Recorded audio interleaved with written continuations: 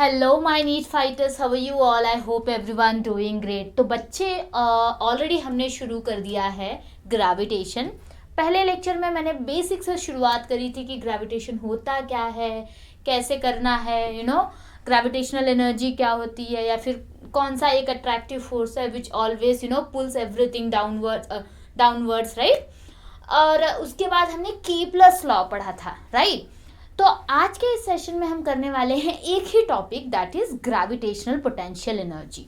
ठीक है। अब जब ग्रेविटेशनल पोटेंशियल एनर्जी की बात आती है ना बच्चों, तो अब एक चीज ध्यान में लगा लो कि देखो, अब कोई चीज क्या है, एट सर्टेन हाइट पे है।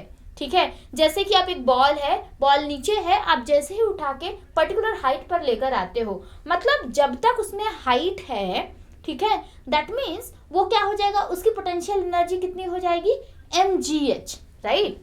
कोई एक पर्टिकुलर हाइट पे है, जैसे कि यहाँ पे बॉल को यहाँ पर आपने उठाया, ठीक है। देखो इस तरीके से अगर बॉल को आपने यहाँ पर इस प्लेस से यहाँ पर उठाया, तो यहाँ से यहाँ तक की जो हाइट है h, तो उसकी पोटेंशियल एनर्जी क्या हो जाएगी, दैट इज mgh, राइट। मतलब इसका मास क्या है m, हाइट क्या है h, एंड ग्रेविटेशनल एनर्जी तो है ही है, तो मतलब ग्रेविटेशनल पोटेंशियल एनर्जी क्या हो जाएगी इसकी, mgh। ठीक है। अब मतलब उसमें क्या है, पोटेंशियल एनर्जी है एट दिस हाइट, राइट। जैसे ही उस बॉल को आप छोड़ देते हो, वो potential energy get converted into kinetic energy, right. जैसे इस बॉल को आप छोड़ दोगे, यहाँ पे आएगा, तो मतलब क्या हो गया, ये कन्वर्ट हो गया काइनेटिक एनर्जी के बारे में, काइनेटिक एनर्जी में, राइट। अब इस लेक्चर में हम क्या पढ़ेंगे, ग्रेविटेशनल पोटेंशियल एनर्जी। ये सारी बातें तो क्या थी, बेसिक थी, ठीक है, जिससे इस टॉपिक से रिलेटेड थी। अब मानो कि यहाँ पे हमारे पास दो ऑब्जेक्ट हैं, मास m1 एंड m2, ठीक है। अब हम कंसीडर करते हैं ना, इस केस में हम कंसीडर करते हैं कि एक जो मास है ना, वो इन्फिनिटी पे है, ठीक है, वो है इन्फिनिटी पे, एंड फ्रॉम दिस पॉइंट, तो अब इसकी ग्रेविटेशनल पोटेंशियल एनर्जी क्या होगी, दो मासेस हैं, एक मास m1 है, दूसरा मास m2 है, और हम क्या कर रहे हैं, हम कंसीडर कर रहे हैं कि एक पॉइंट से दूसरा जो पॉइंट है वो इन्फिनिटी पे है। इन्फिनिटी दैट मीन्स हमें कुछ भी नहीं पता है कि अनकाउंटेबल नंबर इतनी दूरी पे है, और उसका हम लोग ने कंसीडर कर लिया कि डिस्टेंस कितना है, r, ठीक है, डिस्टेंस है r। तो उसकी ग्रेविटेशनल पोटेंशियल एनर्जी क्या होगी, उसकी gravitational potential energy for two particle system, two particle, दो ही पार्टिकल है ना, तो क्या होगी, that is minus gm1m2 divided by r, ठीक है। ये होगा gravitational potential energy for two particle system, ठीक है। एंड पार्टिकल कहाँ है, एक पार्टिकल तो एट पॉइंट पे है, दूसरा कहाँ है, इन्फिनिटी पे, तो minus gm1m2 divided by r, ठीक है, ये हो गया। बट अब ऐसे क्या हो, सिस्टम में बहुत सारे पार्टिकल हो, सिर्फ दो पार्टिकल ना हो, सिर्फ बहुत सारे पार्टिकल हो, तो कैसे डिफाइन करोगे, हर एक पार्टिकल का आप क्या कर दोगे, सम कर दोगे, जोड़ दोगे ना, हर एक पार्टिकल का क्या कर दोगे, एडिशन कर दोगे, तो एंटायर क्या हो जाएगा, ग्रेविटेशनल पोटेंशियल एनर्जी निकल जाएगा, राइट। तो अब यहाँ पे हम क्या करते हैं, हम पढ़ते हैं कि जब दो पार्टिकल ना हो के सिस्टम ऑफ पार्टिकल्स हो, बहुत सारे पार्टिकल्स हो, ठीक है। लेट्स कंसीडर यहाँ पे कि मेनी पार्टिकल सिस्टम, अगर मेनी पार्टिकल है इन अ सिस्टम में, तब आप क्या करोगे, ठीक है।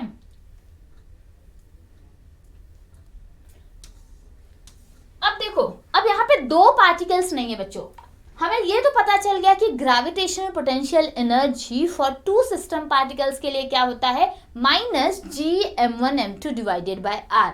और हम सभी को पता है कि इसमें जो g है, इट्स अ ग्रेविटेशनल यूनिवर्सल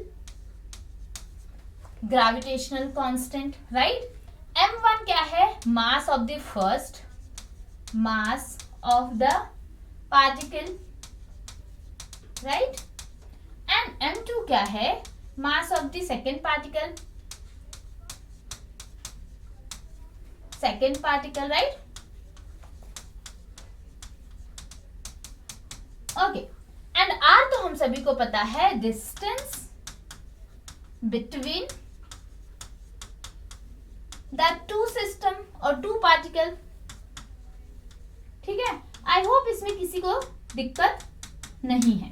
ठीक है बच्चों, ओके। अब चलो अब आगे बढ़ते हैं। जब सिस्टम पार्टिकल्स हो तब क्या केस होता है। सिस्टम पार्टिकल है, कुछ बड़ी बात नहीं है, सारे सिस्टम्स को हम क्या करेंगे, ग्रेविटेशनल पोटेंशियल एनर्जी को ऐड कर लेंगे। लेट्स से कि हमारे पास अब एक को तुमने क्या कर लो, मान लो कि एक मीडियम बना लो कि वहां से ही आप क्या कर रहे हो, सारे सिस्टम पार्टिकल्स का ग्रेविटेशनल पोटेंशियल एनर्जी को ऐड कर रहे हो या मान रहे हो। ठीक है, तो मान लो कि ये क्या है यहाँ पे, अब यहाँ पे देखो 2 पार्टिकल्स है, दैट से फोर पार्टिकल्स है, एक M1 है, M2 है, M3 एंड M4 है। ठीक है, ऐसे M1, M2, M3, M4 4 particles हैं। तो अब माइनस ऑफ G, माइनस तो कॉमन रहेगा, U माइनस G। अब अंदर वाला जो है M1, M2 यही बेसिकली क्या होगा, चेंज होगा। तो अब मान लो कि पहला वाला M1 से लेके M2 इन दोनों के बीच का R, ठीक है, सो M1, M2 अब क्या होगा, मतलब क्या हो जाएगा, R क्या होगा, R12, यहाँ पे हमने लिख लिया फर्स्ट का। ठीक है, एंड अब देखो M1 से लेके M3 का, तो इसके बीच का भी है क्या, मतलब 1, 3, तो हमने लिख लिया इसको M1, M3 divided by R13, right. अब तीसरा देख लो कि M1 से लेके M4 का, इसके बीच का क्या होगा, 1, 4, राइट। तो हमने यहाँ पे लिख लिया M1, M4 divided by R14। ठीक है, अब दूसरा देखो, अब दूसरे को कर रहे हैं, अब M2 से लेके M3, तो इसके बीच में क्या होगा, R23, तो M2, M3 divided by R23 plus अब क्या है, M2 से लेके M4, तो इसके बीच का क्या होगा distance, that is R24, right. तो M2, M4 divided by R24 and the last one is that is M3 से M4 का। ठीक है, M3 से M4, तो इसका डिस्टेंस कितना हो जाएगा, 3 से 4 तक। सारे कॉम्बिनेशंस हो गए ना, तो M3, M4 divided by R34। अब आपको यहाँ पे क्या करना है कि सारे को क्या करना है, प्लस कर लोगे और पूरे सिस्टम का क्या हो जाएगा, ग्रेविटेशनल पोटेंशियल एनर्जी आपको मिल जाएगा, राइट बच्चों। तो सेम हम वही कर रहे हैं। ठीक है, या चाहो आप एक एक करके लो, ठीक है, या फिर क्या करो, एक साथ ही सबको एक एक करके करोगे, फिर भी सारों को क्या करोगे, सारे इक्वेशंस को एक साथ जोड़ोगे ही। तो एक साथ instead of doing that multiple step, आप एक साथ ही कर लो। ठीक है, माइनस ऑफ G तो क्या रहेगा, कॉमन रहेगा, और ये सारे को जैसे ही पूरे सिस्टम ऑफ पार्टिकल्स का ग्रेविटेशनल पोटेंशियल एनर्जी को आप क्या करोगे, ऐड कर लोगे, और आपको मिल जाएगा gravitational potential energy of the the many particles in the system. So I hope ये सभी को क्लियर हो गया। ठीक है, अब चलो सिस्टम ऑफ पार्टिकल की तो बात पता चल गई कि भाई ग्रेविटेशनल पोटेंशियल एनर्जी होता क्या है। चलो अब देखो इस तरीके के केसेस लेते हैं। देखो जैसे कि अब हम सभी को पता है कि दिस इज आर अर्थ, ठीक है, ये अपना क्या है, अर्थ है, ठीक है। अब इसके अराउंड क्या कर रहा है, सैटेलाइट क्या कर रहा है, सैटेलाइट मूव कर रहा है या फिर रिवॉल्व कर रहा है, सैटेलाइट रिवॉल्व कर रहा है, ठीक है। तो अब इसका देखो पहला ग्रेविटेशनल पोटेंशियल है UA, ठीक है, and second gravitation potential let's say it started from here to here, the gravitational potential it's a UA and point B पे हमने मान लिया कि gravitational potential UB, right, height है ना।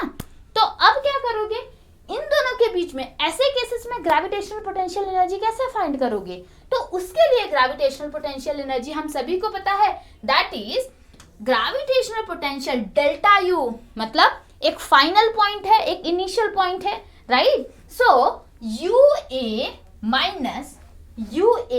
माइनस UB, ठीक है। अब उसमें क्या होगा, that is mgh equals to mgh by 1 plus h by r। ये होता है gravitational potential when any satellite revolving around to the earth. ठीक है, ये आपको क्या करना रहेगा, आपको बढ़िया से इसको थोड़ा सा दिमाग लगा के याद करना पड़ेगा। ठीक है, तो अब जब कोई satellite moving around to the earth, उसके लिए ग्रेविटेशनल पोटेंशियल एनर्जी क्या होगा, ये फॉर्मूला आप लगाओगे, that is mgh divided by 1 plus h by r। ठीक है, चलो आई होप सभी को ये समझा होगा। आगे बढ़ते हैं, अब ये देखते हैं। ठीक है, अब मान लो कि जो h है ना, हाइट है ना, रेडियस ऑफ द अर्थ के क्या है, बहुत ज्यादा स्मॉल है। ठीक है, obvious radius of the earth जो है, हाइट देखो ये है, ठीक है, रेडियस ऑफ द अर्थ क्या होगा, बहुत ज्यादा बड़ा होगा, अपना अर्थ बहुत बड़ा है। ठीक है, तो हमने कंसीडर कर लिया कि जो h है ना, हाइट वो क्या है, वेरी वेरी मच स्मॉलर। ठीक है, h क्या है, h is very small than r। ठीक है, तो जो चीज स्मॉल होगी, जैसे मान लो कि आपके पास 10 रुपया है और आपके भाई के पास 1 रुपया है, तो ऐसा मान करते हैं इसके पास तो कुछ है ही नहीं है। ठीक है, तो इसलिए क्या होता है कि h को क्या हम कर लेंगे, निग्लेक्ट कर लेंगे। ठीक है, सो इक्वेशन अपना क्या होता है, delta u equals to mgh divided by, आगे क्या था, divided by 1 plus h by r। ठीक है, तो अब इसमें क्या हो रहा है कि इफ अगर h less than, h very very less than r, so अपना वो इक्वेशन ये इक्वेशन अपना हो जाएगा, that is delta u equals to mgh। और इसीलिए हम कहते हैं कि अगर कोई ऑब्जेक्ट एट पर्टिकुलर हाइट पे है तो उसका ग्रेविटेशनल पोटेंशियल एनर्जी कितना होगा, mgh।